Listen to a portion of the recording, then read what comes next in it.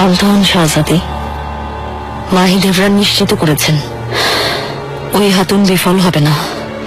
তবে এখনো কোনো খবর আসেনি কেন? মনে হচ্ছে কোনো ঝামেলা হয়েছে। প্রাসাদে গিয়ে দেখবো? অসম্ভব শাহজাদি, সবাই আমাদেরকে সন্দেহ করবে। এতক্ষণে শোরগোল পড়ে গেছে। আশা করি ও শেষ নিঃশ্বাস নিয়েছে। দাসীটা বহুদিন ধরে আমার সেবা করেছে, আজ পর্যন্ত ওর কোনো ভুল আমার চোখে পড়েনি। মনে হয় কেউ ওকে লোভ দেখিয়েছে, লোভে পড়ে করেছে। তুমি কামরায় যাও খুররাম, আমি নিজে এই ঘটনার তদন্ত করছি। সুলেমান আমাকে কথা দিন যে এই দুঃসাহস করেছে, আমার উপর হামলা করেছে, বেচারি দাসীকে দিয়ে যে আমাকে মারতে চেয়েছিল, তাকে আপনি শাস্তি দেবেন। শাস্তি দেব না মানে? তাকে ভয়ানক শাস্তি পেতে হবে। এসো। জাহাপনা, আফিফ খাতুন এসেছেন। আসুক। কোথায় ছিলেন আফিফ খাতুন?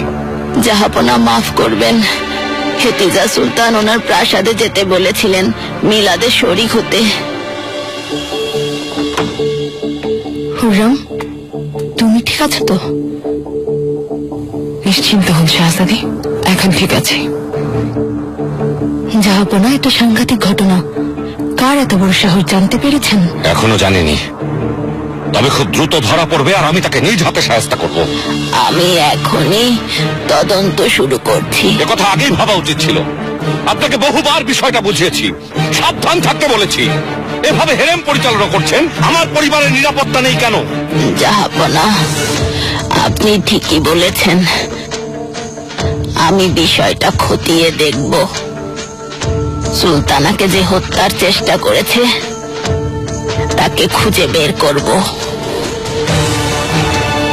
আপনি যেতে পারেন।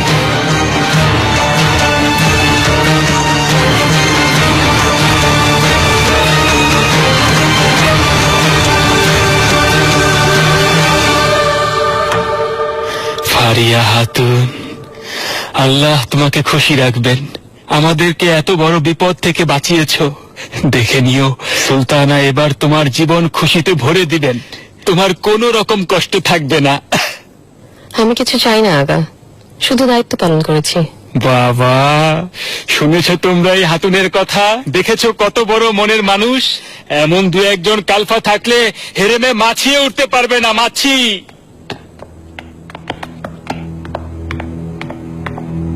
সুম্বুলাগা, বলুন আফিফা খাতুন। আমাকে সব খুলে বলো। কিভাবে ঘটনা ঘটলো, কে মরেছে কে বেঁচেছে, আমি সব জানতে চাই। ফারিয়া খাতুন সব বলবে।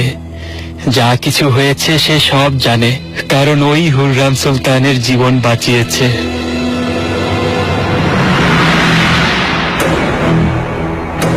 সুম্বুলাগা, তুমি হুররাম সুলতানের কাছে থাকো, যাও। আর তোমরা যার যার কাজে যাও। তুমি আমার সাথে এসো হাতুন।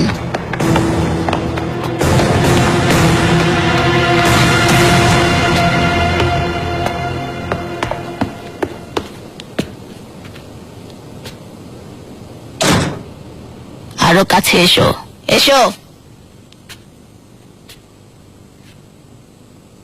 তুমি পুরানো প্রাসাদ থেকে এসেছো, এ কথা সত্যি? গুলফাম হাতুন ডেকে এনেছেন? সবই সত্যি আফিফা খাতুন। তিনি তোমার জন্য সুপারিশ করেছেন, নিশ্চয়ই বিনিময়ে তোমাকেও কিছু করতে হবে।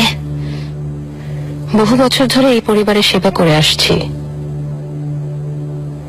গুলফাম হাতুন পুরনো প্রাসাদে যাতায়াত করেন, আমার সৌভাগ্য তার নজরে পড়েছি। এই প্রাসাদে আসার জন্য আমি ওনার কাছে অনেকবার অনুরোধ করেছিলাম। আমি কৃতজ্ঞ তিনি আমাকে সুযোগ দিয়েছেন। উদ্দেশ্য কি ছিল হাতুন? এখানে কেন আসতে চেয়েছিলে? কোনো উদ্দেশ্য কেন থাকবে আফিফা খাতুন? পুরনো প্রাসাদের সবাই তো এই প্রাসাদে আসার স্বপ্ন দেখে। এবার আমাকে বলো, ঘটনা ঘটলো কিভাবে? শাহজাদি, শাহ সুলতান আসছেন।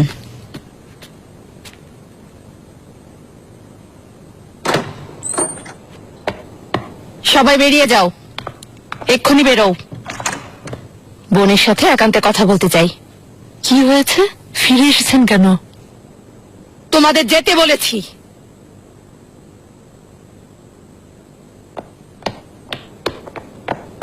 তুমি থাকো গুলফাম, তুমি থাকো। কি হচ্ছে শাহবান? দয়া করে বলুন, এতটা উত্তেজিত হয়ে আছেন কেন? তুমি ভালো করেই জানো কি হয়েছে এতিজা। কি বলছেন আমি বুঝতে পারছি না। হুররাম সুলতানকে মারার যে পরিকল্পনা করেছে তার কথা বলছি। মারা গেছে? না, প্রতিবারের মতো এবারও ব্যর্থ হয়েছ। হুররাম বেঁচে আছে, সুস্থ আছে। তবে যাকে মারতে পাঠিয়েছিলে সে হাতুন বেঁচে নেই। এখানে আমাদের কোনো হাত নেই। আপনি কেন আমাদের দায়ী করছেন? হেতিজাকে আমি চিনি। মনের দুঃখে কি করছে বুঝতে পারছে না। কিন্তু তুমি, তোমার কি হয়েছে গুলফাম? এমন একটা কাজে বাধা দেওয়ার বদলে ওকে সাহায্য করলে তুমি। গুলফাম এই ব্যাপারে কিছু জানে না। আমি আদেশ দিয়েছি, চাইলে জাহাপনাকে বলে দিন আমি কারো পরোয়া করি না। জাহাপনা খুব রেগে আছেন হেতিজা। এসব তুমি করেছো জানতে পারলে কি করবেন তা জানো? কঠিন সিদ্ধান্ত নিতে পারেন। এছাড়া তিনি আর কি করবেন? তিনি আমাকে আগেই মেরে ফেলেছেন, নিজের বোনকে বিধবা করেছেন, ইব্রাহিমকে মেরে ফেলেছেন। এর চেয়ে কঠিন শাস্তি আর কি হতে পারে? আমি তোমাকে অপেক্ষা করতে বলেছিলাম, না জানিয়ে কিছু করতে নিষেধ করেছিলাম। আমার কথা শুনলে না। এখনো হুররাম জিতেছে, তাতে তোমার কি লাভ হলো? আজ নয়তো কাল, এই জীবনে না হলে পরকালে হুররামকে পাপের শাস্তি অবশ্যই পেতে হবে।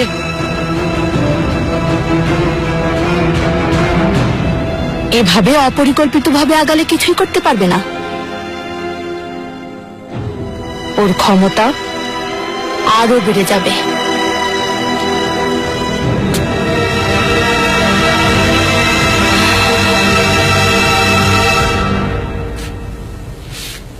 যা হওয়ার হয়েছে, আপাতত বিপদ কেটে গেছে। ফারিয়া কালফা ওই দাসীকে মেরে ফেলেছে। তোমার কথা কেউ জানবে না। ফারিয়া কালফা? ফারিয়া নামের এক কালফা হুররামকে বাঁচিয়েছে তখন। না হলে এতক্ষণে। এসবের মানে কি? ওরই তো দায়িত্ব ছিল হুররামকে মারার।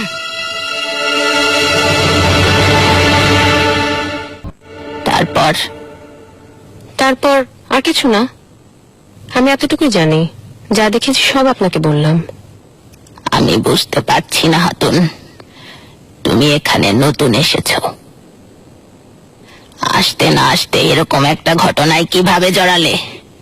মাফ করবেন, কিন্তু কেন যেটা করছেন বুঝতে পারছি না। কি অন্যায় করেছি? সুলতানাকে বাঁচানো তো আমার দায়িত্ব। এই ঘটনার একমাত্র সাক্ষী তুমি। তোমাকে অবশ্যই জেরা করব। তদন্ত এভাবেই চলবে হাতুন। হয়তো কিছু বলতে ভুলে গেছো, পরে মনে পড়বে, তখনই আমাকে জানাবে। বুঝতে পেরেছো?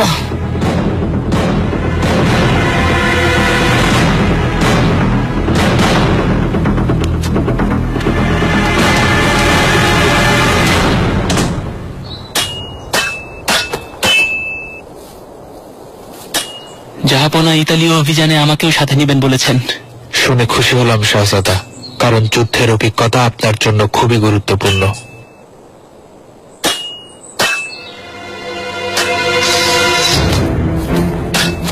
আপনার কাছে অনেক কিছু শেখার আছে মালকোচলু। যুদ্ধে আপনার বীরত্বের কাহিনী সবার মুখে মুখে। সবাই বাড়িয়ে বলে। সোজা হয়ে দাঁড়ান, হাত ওপরে, এভাবে। আরো অনুশীলন করতে হবে। শুনেছি শাহজাদা ইতালি অভিযানে যাচ্ছেন, কথাটা কি সত্যি? হ্যাঁ, ঠিক শুনেছ। কেন জিজ্ঞাসা করছো? এমনি, ওনাকে প্রতিদিন অনুশীলন করতে দেখছি, খুব মন দিয়ে শেখার চেষ্টা করছেন। সাবধান মাননীয় মিহরিমা সুলতান,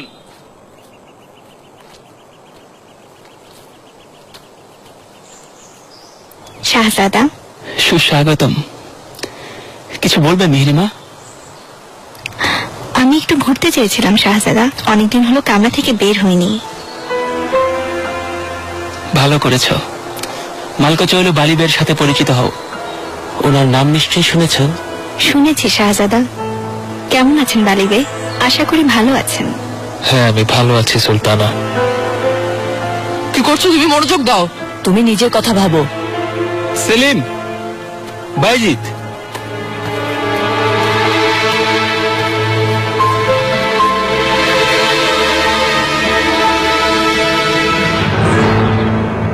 আল্লাহ মহান মুস্তাফা, তুমি চিন্তা করো না। হুররাম আজ না হয় কাল ওর পাপের সাজা পাবে। কি বলছেন আম্মা? যদি আমার কাছে কিছু আমি লুকিয়ে তোমার কাছ থেকে কেন লুকাবো মুস্তাফা? কথার কথা বলছিলাম। আমার চিন্তা হেতিজা সুলতানকে নিয়ে। আল্লাহ না করুন, ভয় হচ্ছে যদি আত্মহত্যা করতে চান। শাহ সুলতান সাথে আছেন, চিন্তা করবেন না। তাসলিজ আলী, লালাকে খবর দাও, আমি কাল সভায় থাকতে চাই। তাসলিজ আলী, বলো শাহজাদা, কি হয়েছে তোমার? আমার কথা শুনতে পাওনি? মাফ করবেন শাহজাদা, শুনতে পাইনি। ফেরার পর থেকে দেখছি কেমন উদাস হয়ে আছো। কোনো অসুবিধা থাকলে আমাকে জানাতে পারো। না শাহজাদা, আমার কিসের অসুবিধা? আপনার নিরাপত্তার কথা ভাবছিলাম। আরো সতর্ক হতে হবে, অন্য কিছু না।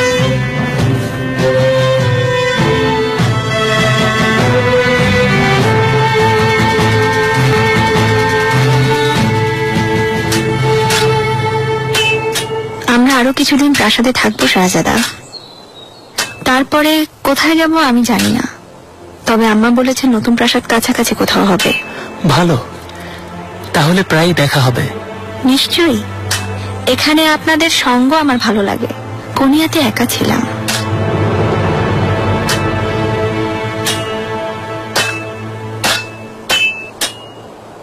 সময় কিভাবে কেটে যায়। শাহজাদার অনেক বড় হয়ে গেছেন। হ্যাঁ, আমাকেও চিনতে পারেননি। আর সেদিনের কথা আমার এখনো মনে আছে, যেদিন আপনি চলে গেলেন। কেন আপনার কাছ থেকে দূরে থাকবো? সুলতানা, কাঁদবেন না, হয়তো আবার আসবো। কষ্ট পেয়ে থাকলে ক্ষমা করবেন শাহজাদি। না, কষ্ট পাবো কেন? এখন যেতে হবে। এসমা, চলো যেতে হবে। একটু আগেই তো এলাম। এখন যেতে হবে। আম্মা আমাকে না দেখলে চিন্তা করবেন।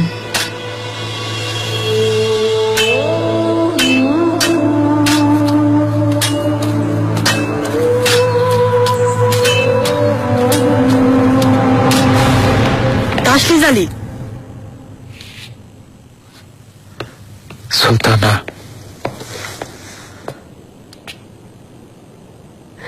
তোমার খুব কষ্ট হচ্ছে আমি বুঝতে পারছি, কিন্তু যে সিদ্ধান্ত নিয়েছো তাতে অটল থাকতে হবে। দ্রুত নিজেকে সামলে নাও। সুলতানা, মাফ করবেন, আমি মিহরিমা চলে গেছে তাসলিজ আলী, ওকে ভুলে যাও। তোমার চিন্তা থাকবে শুধুমাত্র শাহজাদার ভবিষ্যৎ আর ওর নিরাপত্তা নিয়ে।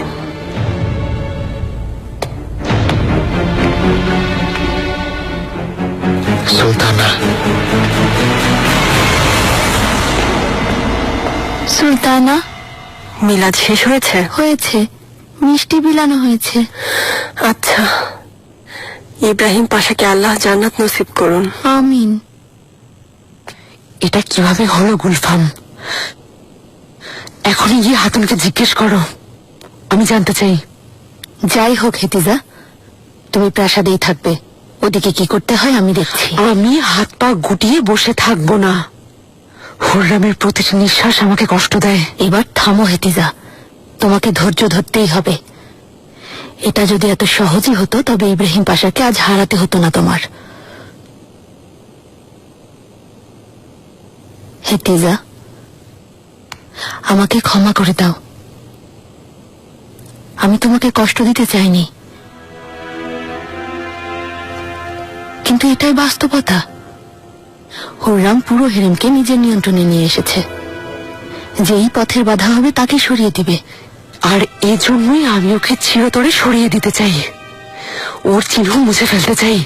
এত সহজ কাজ ভেবেছ? ওকে নিয়ন্ত্রণ করার ক্ষমতা রাখে শুধু একজনই, জাহাপনা।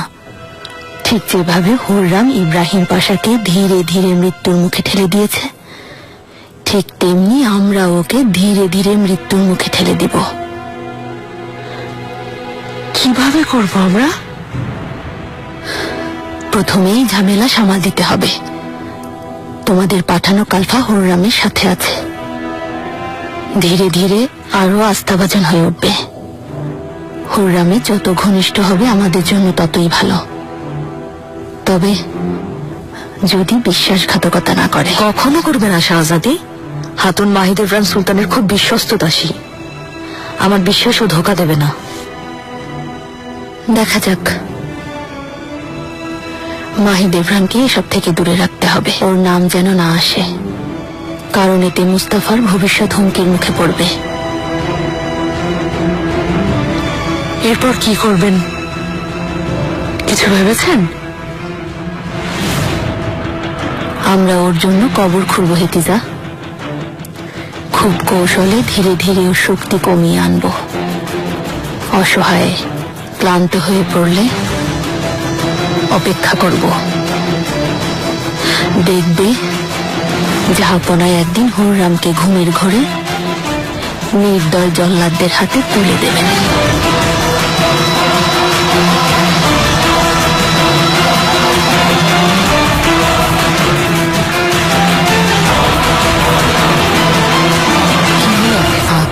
আমাকে কারা মারতে চেয়েছিল?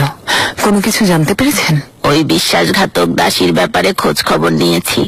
2 বছর ধরে হেরেমে আছে, আর 4 মাস হলো আপনার সেবায় নিয়োজিত। হেরেমের সবাই ওর প্রশংসা করছে, কখনো কোনো ভুল করেনি।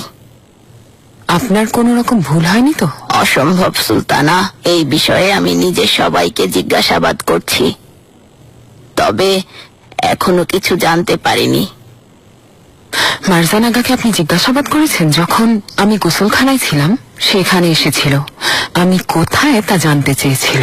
ঠিক সেই সময় তার কি এমন প্রয়োজন ছিল আমার সাথে দেখা করার? দাসীরা বলেছে সুলতানা, আমিও জিজ্ঞেস করেছিলাম। শাহ সুলতান ওকে পাঠিয়েছিলেন আপনাকে মিলাদে নিয়ে যাওয়ার জন্য। আমি ওখানে কখনো যাব না একথা সবাই জানে, তবুও কেন তিনি আমাকে ডেকে পাঠালেন? হেতিজা সুলতানের সাথে আপনার সুসম্পর্ক হওয়ার জন্য। তিনি চান আপনাদের মাঝে ভুল বোঝাবুঝি দূর হয়ে যাক। আপনি একথা বিশ্বাস করেছেন? আফিফা হাতুন, আমরা দুজনই জানি কারা আমাকে সরানোর জন্য এই ঘটনা ঘটিয়েছে। অন্তত আপনি অনুমান করতে পারছেন না? সুলতানা, চিন্তা করবেন না, আমি এই হামলার প্রতিশোধ নেব না, এর বিচার আল্লাহর দরবারে হবে।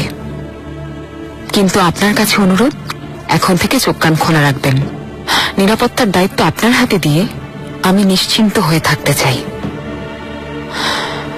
যাই হোক, ফারিয়া কালফা কোথায়? ওকে আসতে বলুন এখনই। সে আমাকে এই বিপদ থেকে বাঁচিয়েছে, আমি নিজে ওকে ধন্যবাদ দিতে চাই। সুলতানা, ওর ব্যাপারে আপনাকে কিছু কথা বলতে চাই। কোনো ঝামেলা? অপারক ছিলাম সুলতানা, যদি ধরা পড়তাম এর দায় আপনার উপরে আসতো, যেহেতু আপনি আমাকে প্রাসাদ এনেছেন। বুঝেছি হাতুন, আমরাও তাই অনুমান করেছিলাম। কারো কোনো সন্দেহ হয়নি তো? আফিফা হাতুন কড়াভাবে জিজ্ঞাসাবাদ করেছেন, মনে হয় সন্দেহ করেছেন। আর হুররাম? না, খুব ভয় পেয়েছিলেন, প্রচন্ড কাঁপছিলেন, যেন দেখেও কিছু দেখছেন না, অন্য কিছু ভাবার সুযোগ পাননি। মনে হচ্ছে তুমি যেমন সাহসী তেমনি খুব বুদ্ধিমতী। খুব ভালো, তুমি এখন থেকে আমার নির্দেশে চলবে।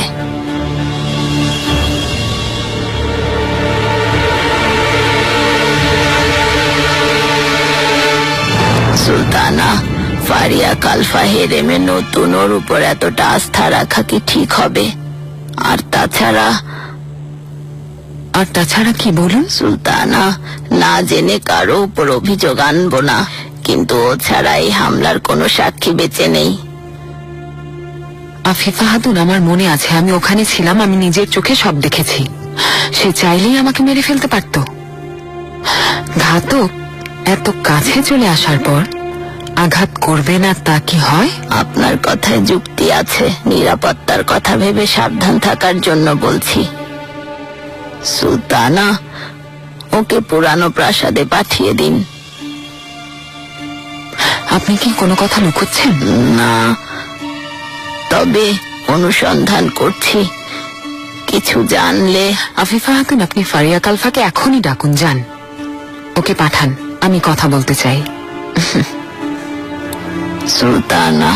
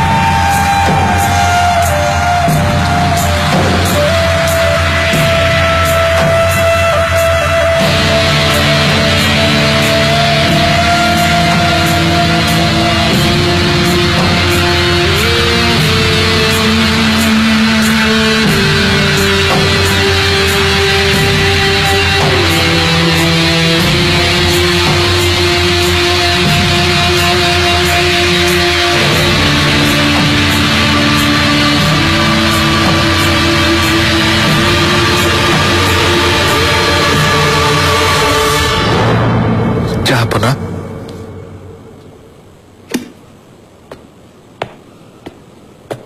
ক্ষমা করবেন, আমি বুঝতে পারিনি।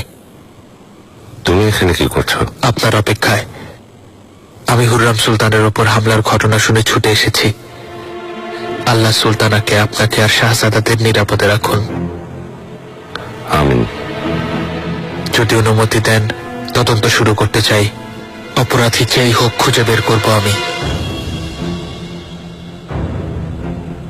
প্রয়োজন নেই, এ বিষয়ে আমি নিজেই তদন্ত করব।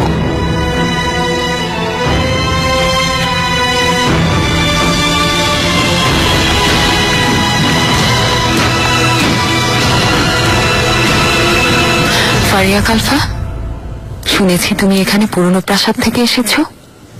ঠিক শুনেছেন সুলতানা, ওখানে 3 বছর ছিলাম। তারপরে আফিফা খাতুন এখানে কাজ দিয়েছেন। কোথা থেকে এসেছো? কোথায় জন্মেছো? হাঙ্গেরি থেকে সুলতানা, ভাড়া দিনে জন্ম হয়েছে। তোমার পরিবার এখনো ওখানে? জানি না আগা। আরে জানো না মানে কি? তোমার কি আত্মীয় স্বজন কেউ নেই? অনেক ছোট বয়সে আমাকে রাজধানীতে নিয়ে আসা হয়। মায়ের চেহারা একটু একটু মনে আছে, আর ছোট বোনকে মনে আছে, কিন্তু এখন ওরা কোথায়, কেমন আছে জানি না।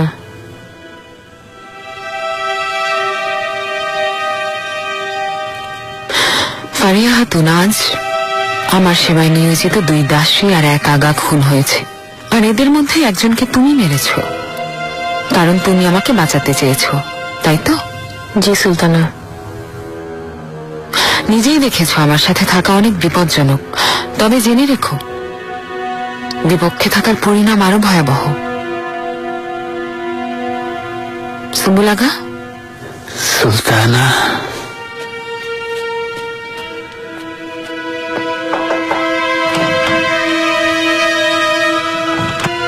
তুমি আমার জীবন বাঁচিয়েছ, বলো আমার কাছে কি চাও? দায়িত্ব পালন করেছি সুলতানা। আমি আপনার মতো এমন হৃদয়বান সুলতানার সুনজরে পড়েছি, এই অনেক।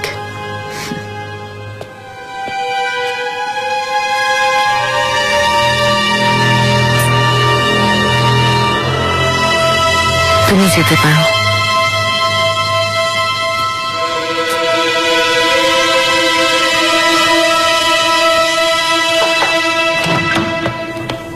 কি মনে হয় সুম্বুল, ওর উপর কি ভরসা করা যায়? সুলতানা,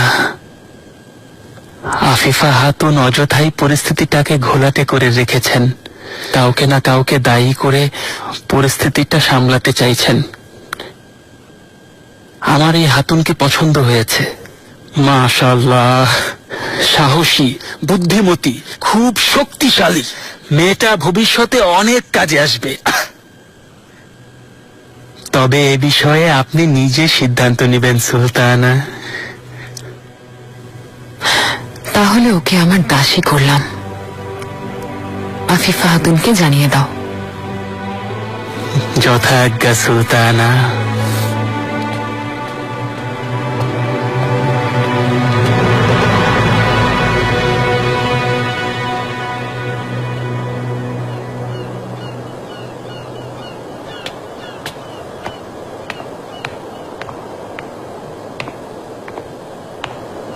জাহাপনা,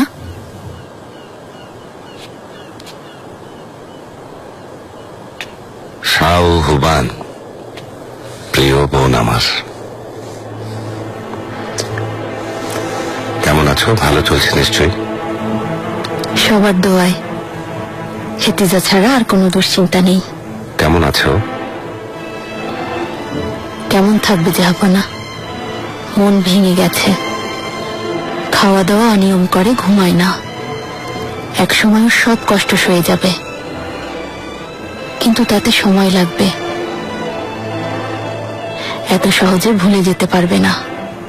আমি ঠিক এই জন্যই তোমাকে ডেকে এনেছি। হেতিজার ব্যাপারে আমি একটা সিদ্ধান্ত নিয়েছি। আশা করি সব ঠিক আছে জাহাপনা। কি এমন হয়েছে হঠাৎ সিদ্ধান্ত? কি হয়েছে তা আমি যেমন জানি তুমিও জানো, তাই না? শোনো ছেলেরা, এত চেষ্টার পরেও আমাদের মিত্ররা প্রয়োজনীয় ব্যবস্থা নিচ্ছে না। সুলেমানকে প্রতিরোধ করতে আমাদেরকেই ব্যবস্থা নিতে হবে। ঠিক বলেছেন মহামহিম পোপ। বারবারোসের নৌবহর ইতালি উপকূলের কাছাকাছি পৌঁছে গেছে। সুলেমান সিদ্ধান্ত নিয়েছে প্রাণ বাজি রেখে লক্ষ্যে পৌঁছানোর চেষ্টা করবে। এমন কড়া নিরাপত্তা এড়িয়ে সুলতানের কাছে পৌঁছানোর উপায় কি? ওনারা আমাদের সাহায্য করবেন। আমাদের কাছে নাইট আন্তোনিও প্রিমালদোকে পাঠিয়েছেন। সে যেমন বুদ্ধিমান, তেমনি অনেক বিশ্বাসীও বটে। আত্রান্তর প্রিমালদো বংশের কেউ? জি মহামহিম পোপ। তার দাদা আন্তোনিও প্রিমালদো 1480 সালে অত্রান্ত দখলকারী সুলতান মেহমেতের সৈন্যদের বিরুদ্ধে বীরের মতো লড়াই করে জীবন দিয়েছেন। সঠিক লোক বেছে নিয়েছ। ওর দাদা মৃত, তবে তার বীরত্বের কথা এখন সবার মুখে মুখে। নাইট দাদার যোগ্য নাতি, নিজের জীবন ঈসা মসিহর নামে উৎসর্গ করেছে। আশা করি সে আমাদের তুর্কিদের হাত থেকে রক্ষা করবে।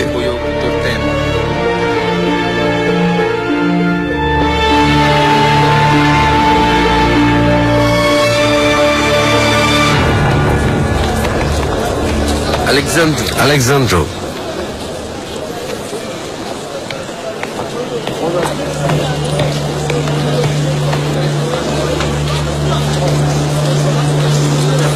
ওনার নাম আন্তোনিও প্রিমালদো। তিনি হলেন অত্রান্তর সেরা যোদ্ধা। মহামহিম পোপ ওনাকে এখানে পাঠিয়েছেন। আসতে বলো মিখাইল, আমরা আপনার অপেক্ষায় ছিলাম। সুস্বাগতম। এতদিন ধরে আমাকে অপেক্ষা করালেন কেন? কতদিন ধরে আমি বন্দরের এক গোদাম ঘরে লুকিয়েছিলাম। মাফ করবেন এফেন্দি, আসলে উপযুক্ত প্রস্তুতি না নিয়ে আপনাকে বের করে আনতে চাইনি। তাহলে প্রস্তুতি সম্পন্ন হয়েছে? আসুন আসুন আমার সাথে। হাসান এফেন্দি, আগের দিনের আনা মালগুলো বিক্রি করেছেন? বিক্রি হয়নি বললেই চলে আলেকজান্দ্র এফেন্দি, ওগুলো নিয়ে বিপদে পড়েছি। জিনিস ঠিকই আছে, বিক্রি করতে জানেন না। মিখাইল, তুমি বন্দরে যাও, আপনি আমার সঙ্গে আসুন। সাবধান, মহামান্য সুলতান সুলেমান খান আসছেন।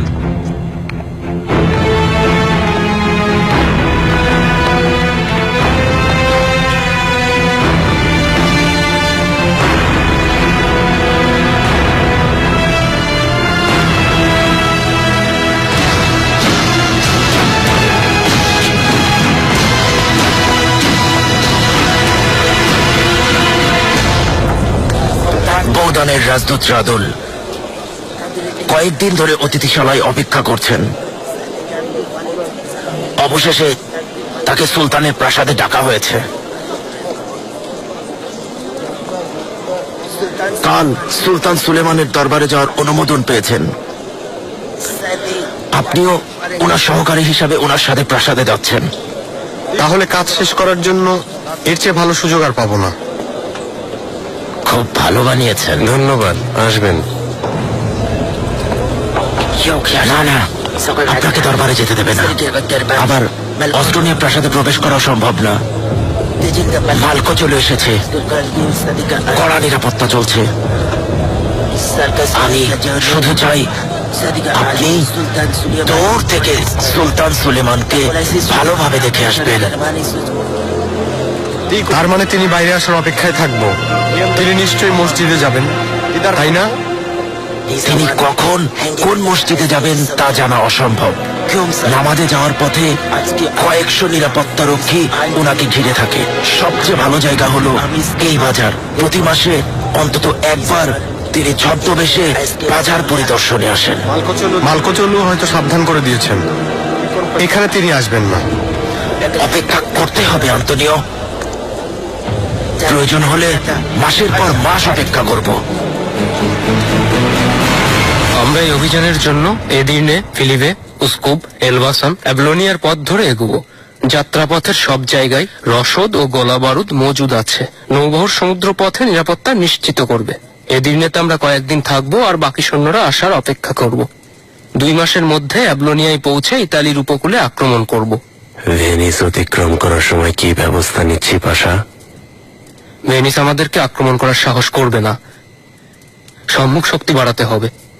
তবে ভেনিসের দিক থেকে আমাদের জন্য কোনো বিপদের সম্ভাবনা নেই। ভেনিসের রাজদূতের সাথে সাক্ষাৎ হয়েছে। ডিউক আমাদেরকে পূর্ণ সমর্থন দেওয়ার কথা জানিয়েছে। ভেনিস আমাদের বন্ধু না, ওরা সুবিধাবাদী। শুধু বাণিজ্যিক সুবিধা আদায়ের জন্য আমাদের বিরুদ্ধে কিছু করবে না। এর আগে ওরা সুলতানের দেয়া ফরমান লঙ্ঘন করে ফ্রান্সের রাজা ফ্রাসোয়াকে সাথে নিয়ে চার্লসের বিরুদ্ধে লড়াই শুরু করেছিল। ওরা বলেছে আলোচনা করে সমস্যার সমাধান করেছে। আমাদেরকে বোকা বানাচ্ছে ভাষা। ভেনিস কখনো আমাদের সাথে থাকবে না।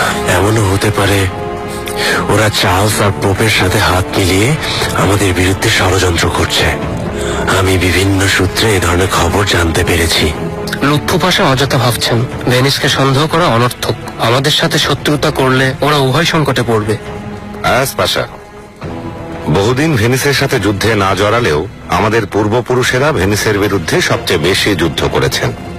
এমনকি আমাদের উপকূলে অবস্থিত কয়েকটা গুরুত্বপূর্ণ দুর্গ এখনো ওদের দখলে।